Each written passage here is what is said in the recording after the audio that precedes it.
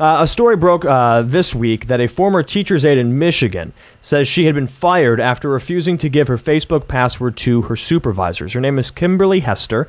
She was employed directly by the Lewis Cass Intermediate School District as an aide to a local elementary school. Last year, off of work hours, she posted a picture of a coworker's pants around her ankles with the caption, "Thinking of you," meant to be funny, on her Facebook.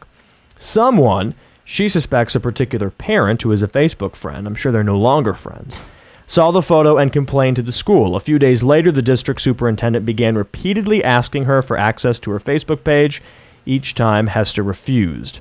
Soon after, the district's special education director wrote to Hester saying, quote, "In the absence of your voluntary granting Lewis Cass ISD administration access to your Facebook page, we will assume the worst and act accordingly."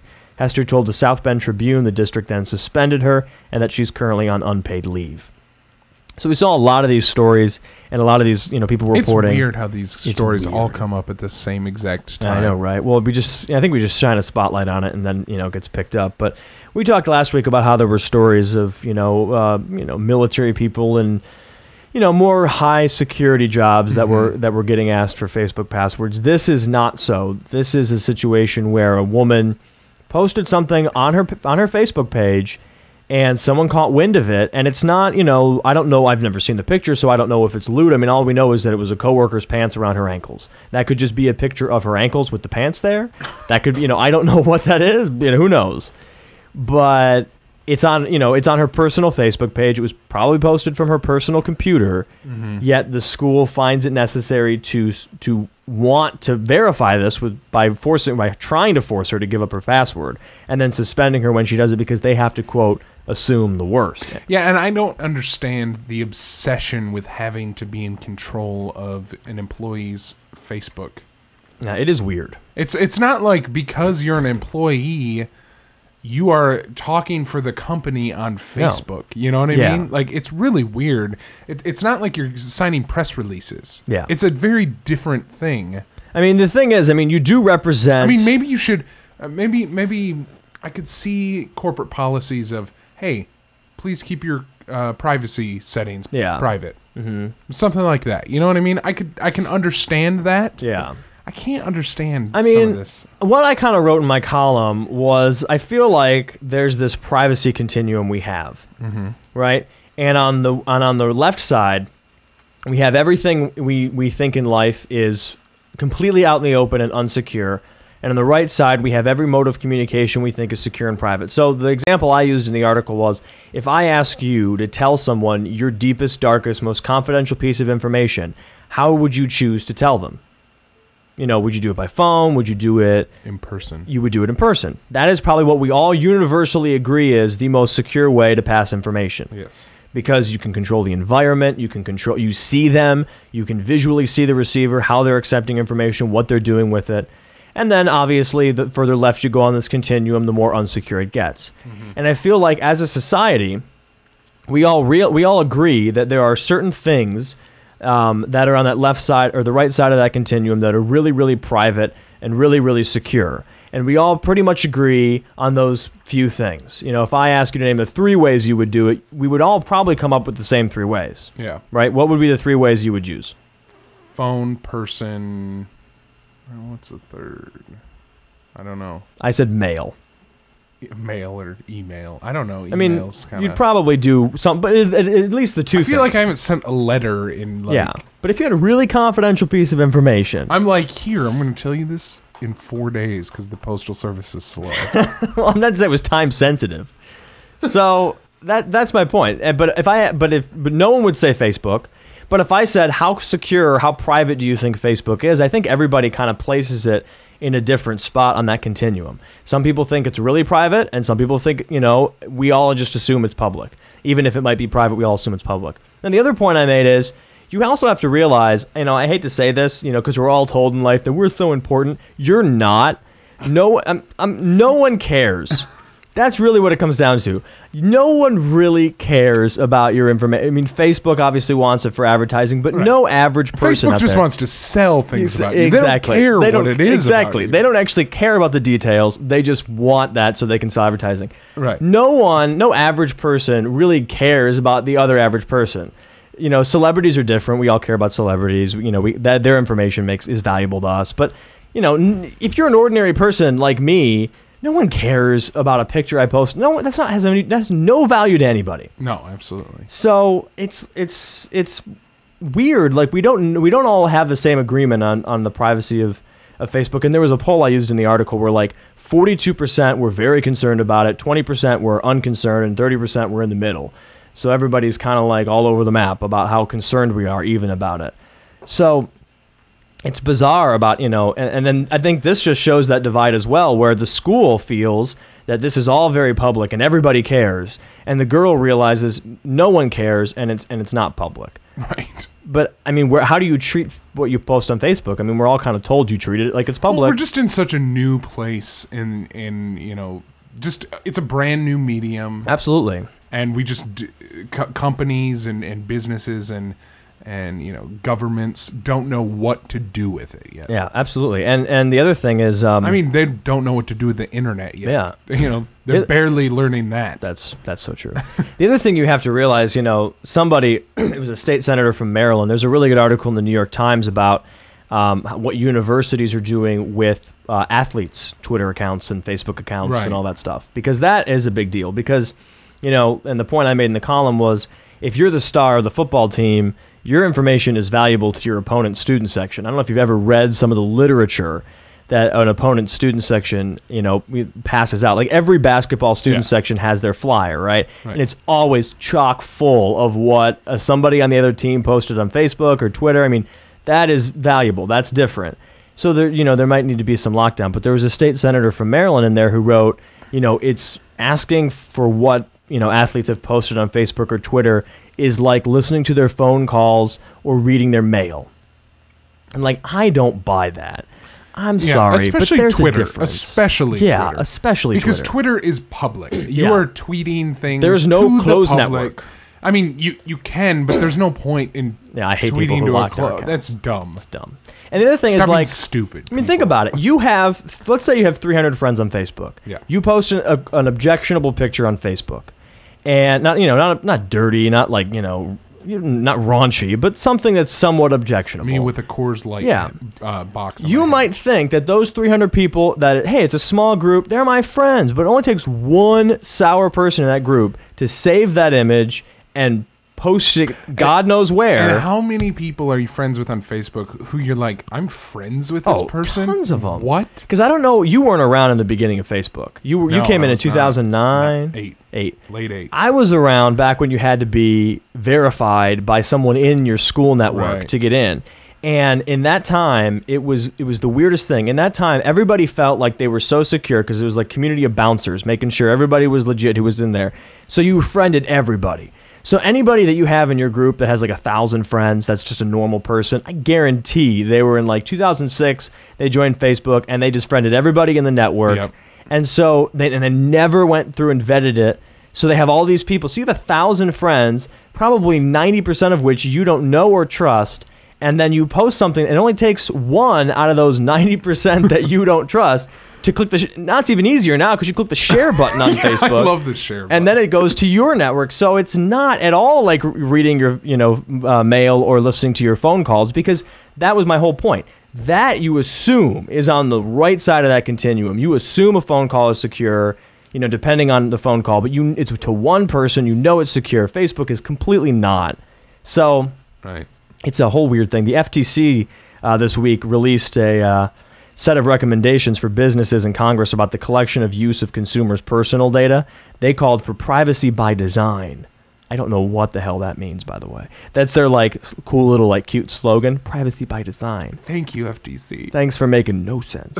They had 4 or 5 recommendations. Only 3 of them are really meaningful. They had a do not track recommendation, which was browser vendors would have to offer, not would have to, but should offer a do not track option for consumers to limit data collection. They wanted privacy protections on your mobile device. So like when you get an app on Android, it's like the litany of this is what this is going to access. And That's a good page. Yeah, and they want it to be short, effective, and accessible to consumers on small screens. So basically, they want people to have less information if you're an I know, Android right? user, because they tell you pretty much everything. They're pretty transparent. Data brokers, they say the FTC wants a centralized website where data brokers identify themselves and disclose how they collect data. So I wonder if it'll cost $18 million. Probably not. But I think the idea here was to be like, like data.gov. And as a... Like we need more .gov. I know, right? I guess the idea here is as a organization on the web that collects data, you would have to be on this website, list that, yes, I collect your data, and this is how we do it, and this is what we do with it. So it's basically like a collection of privacy policies, but shorter, because no one reads privacy policies, right? I mean, no. They're like 5 pages long. No one actually reads those. I know one person, my cousin, who literally skims through every every terms of use. That's disgusting. And I'm like, what? That's disgusting. He might be listening, actually. Oh. You're disgusting. You're disgusting. You're disgusting, Jesse. Terrible person. No, it's actually a great habit to get in. I just wish I had the patience to do it, because I don't. I mean, like, even if I download software, and it could be... I love whatever you're telling me. And it's like, it's funny, because like even the things we should read the TOS of, like, freeware we get on, like, download.com or something, that's the kind of stuff you really should be reading, because, God knows who made that. And they have an incredibly long terms of service, and you just click accept, whatever, who cares, whatever, it's fine, it's not going to do anything, whatever.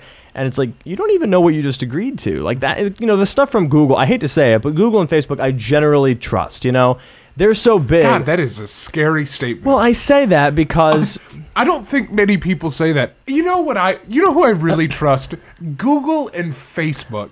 They're just so trustworthy. I say that because they have a team of lawyers, and they're so high profile that any F-up is front page of the news. They have a team of lawyers protecting their ass for when they spy on you. It's true, but... They're like, no, we told you. It's totally legal. The reason I say that, I don't, totally trust them, but what I mean by that is, if they screw something up so royally where they're doing something egregious with your data, it's usually big news. All right, they want to, while they want to protect themselves from doing something like that, they also realize doing something like that would get them in a lot of hot water. So there's a little give and take there. Right.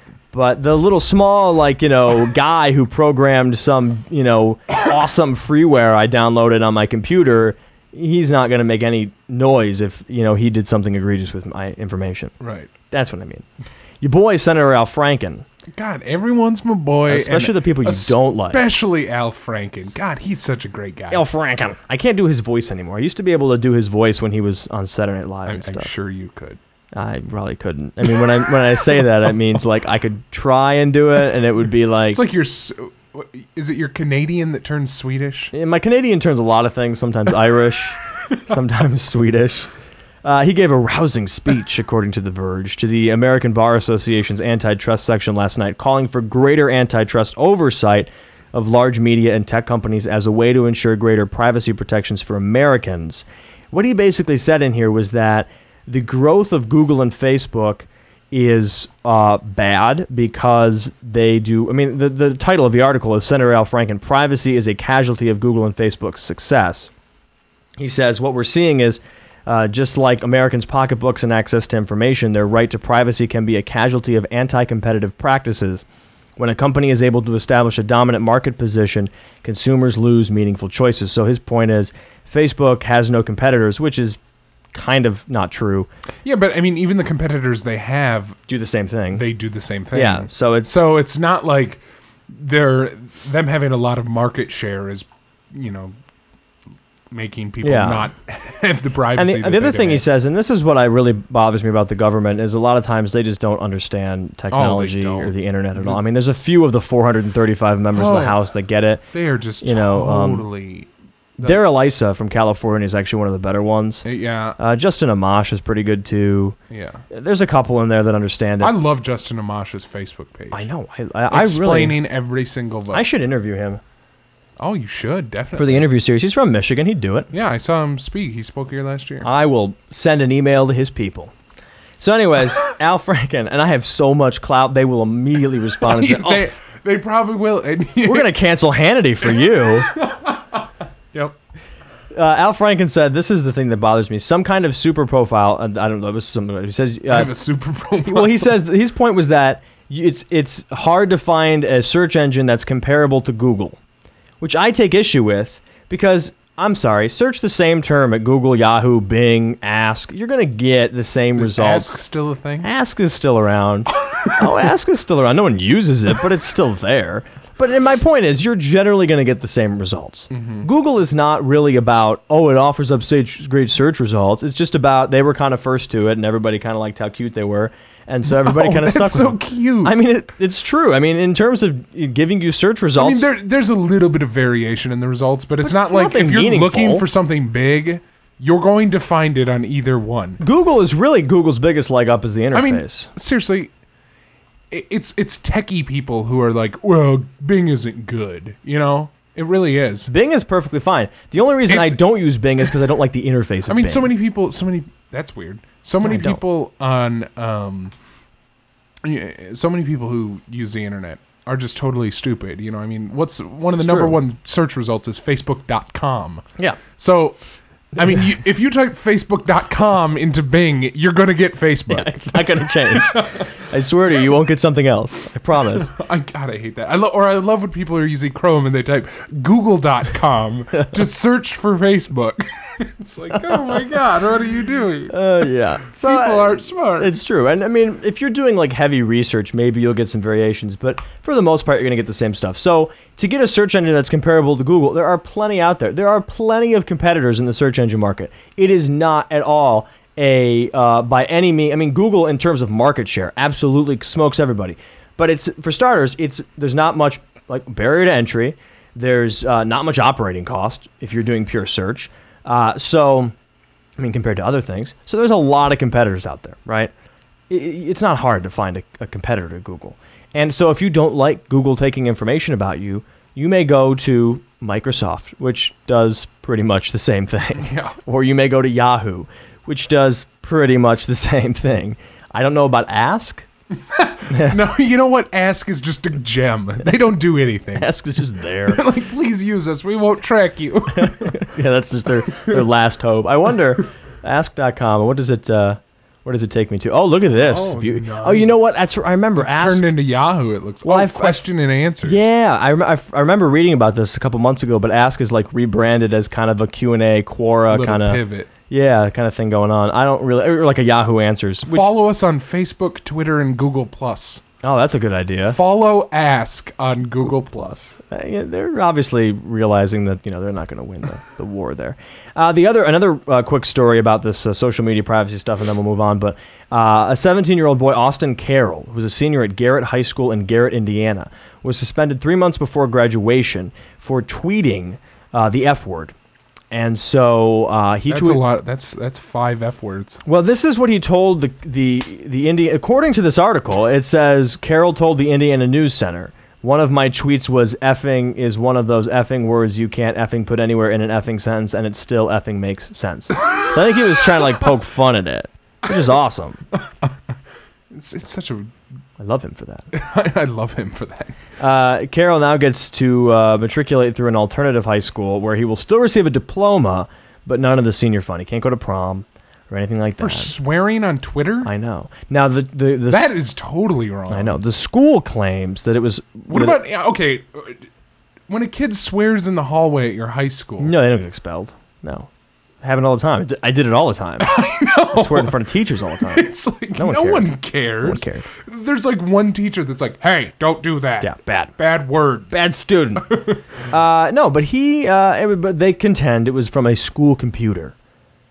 Wow. So that's why. But it was from home. So apparently he has a school laptop that he did it from, and so they expelled him for that, which is just ridiculous. I used Twitter. Ridiculous.